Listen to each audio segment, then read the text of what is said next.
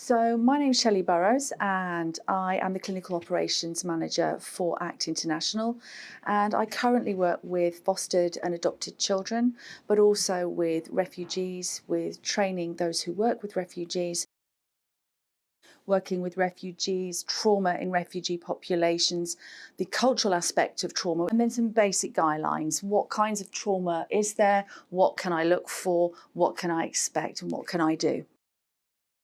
Mental health professionals are highly trained for a reason. You have several years training, you have very specific guidelines. We all have to register with a professional body able to work legally in this country. There is a reason for that, because what we work with is can be very personal, but it can also have very high levels of risk. I know that it can be easy for sometimes people can say, well, I've read a few health books, or I've looked at mindfulness, or I've done this, but you are not trained to do it. And it just means that we are not here to self-diagnose. We are not here to read the information and say, I know what's wrong with that person. We are not there to attempt to second guess what might be going on for an individual. With mental health, you have to be very careful, because you can have self-harming behavior, you can have suicidal thoughts, you can have suicidal actions. The list goes on and on and on. So this is a case of, here is the information to look at to help outline what might be going on, but it is not to treat, because legally we cannot do that. A mental health professional has to be sought directly, or GP or hospital. So some research has shown that the incidence of major depression in settled refugees is between 5 and 15%. The World Health Organization has estimated that overall refugees are at a higher rate of mental health problems, and that approximately 20% will show symptoms overall of trauma. So when trauma affects refugees, they don't have a secure base physically, or may not have a secure base physically. They may not have a secure base psychologically, because dealing with a situation where you don't know what's going to happen is very, very difficult, very time consuming, and it takes an awful lot of energy. So trauma for refugees, in my experience of working with refugees, they have frequently said that there was a huge absence of feeling. They were either so overwhelmed they couldn't take anything else in, or everything became too much and they were very, very emotional and would be either, women would say we would maybe cry a lot or get angry with our children. The children could then internalize what was going on. But because refugees are living in a state of unknowing, we don't know what's going to happen and we don't know if we're going to be safe. It makes putting your life and living your life very, very difficult. When you arrive, you're going through your transition, the family is going through their transition. What is very common is that you have the honeymoon period initially. Everybody is different, but it's usually, I would say, about 3 months, up to the first 3 months. And yes, I'm safe. Yes, I can go out and be safe outside. I can put food on the table. Everybody's happy.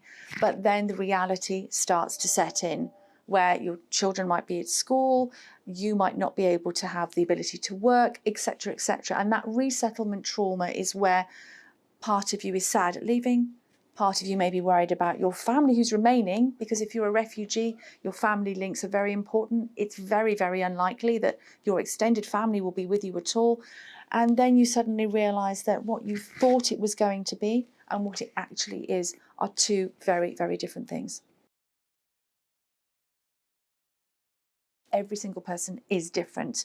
Now, what I have experienced over the years, what I've seen clinically, what I've seen people talk about in training, is that what is important to note is where the person is at.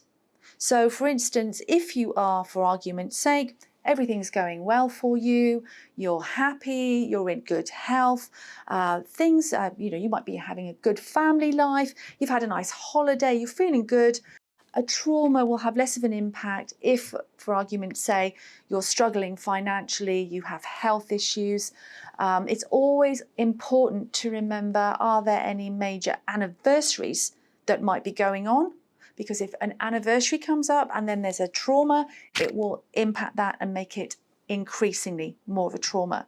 Some people, I would say, are very good at recognizing this, normally because they are either talking about it, and I think women in communities tend to share more. I think men, in my experience, tend to not talk so much, and culturally that is another situation that can make it difficult, because culturally, if you don't talk about your feelings, it can be difficult to process them or share them.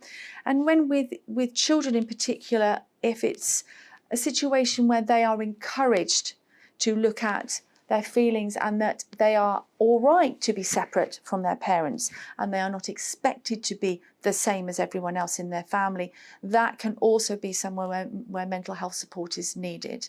I would say that the person's well-being, where are they living, their housing situation, most importantly, are they feeling safe? And then other anniversaries, other information, all of those make a systematic picture, and all of those are something that can change daily, weekly even. Well, in children, in adolescents and adults, it's different. You do have some crossovers, but in children, generally you can have the acting out in school, you can have refusal to eat, sleeping problems. A very common one is regression. So you might all of a sudden have an 8-year-old that starts wetting the bed again, maybe regresses to earlier age-appropriate behaviour like sucking thumbs or needing a transitional object like a teddy bear. That is common as well. What is very common is the ongoing sense of loss, unresolved loss and grief, unresolved loss and grief. Every move is unresolved, resolved loss and grief. And it's also that identity. Who am I and where am I? So when you factor in identity and attachment is key when it comes to trauma, because if you have poor attachment, you are at more risk of trauma-related symptoms and post-traumatic stress disorder. But your identity and your attachment, they are closely related, but loss and grief and unresolved, all of these things can kind of bubble up when you are in a very, very vulnerable situation. And some children hold it all inside, and then after years and years and years of saying goodbye and moving and moving and moving, then it tends to erupt later on in life. Post-traumatic stress disorder is related to how your brain processes what is happening. Is it a threat? Does your brain perceive it as a threat? If you feel that your life is at risk, if you perceive that your life is possibly at risk, that is where PTSD can come in. It is not just confined to soldiers. It is not just confined to people who are refugees. It can happen to anybody.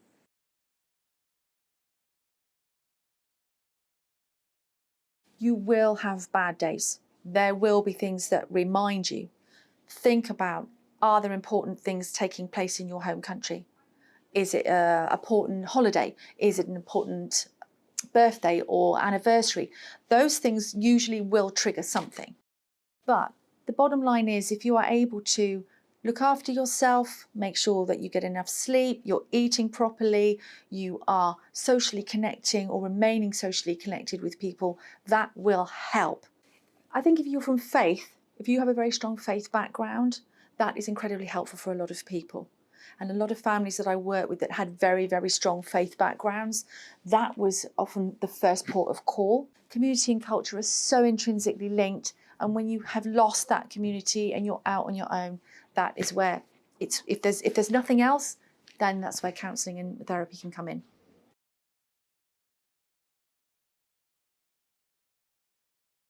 So communication, being open, being prepared for misunderstandings, or you may have a bad day, they might have a bad day. Just, it's an open door that keeps giving in both ways. It's a kind of conduit. You are both giving and learning from each other. It's about looking at and being very, very clear at what the remit of what you can and can't and shouldn't do. So it's the remit, the how far can I go before it maybe starts to get a bit, where's the grey area where am I maybe doing something I shouldn't, or are we having a conversation that maybe for a mental health professional, that is just something important and to discuss or communicate with the person that you would speak to if you're not sure.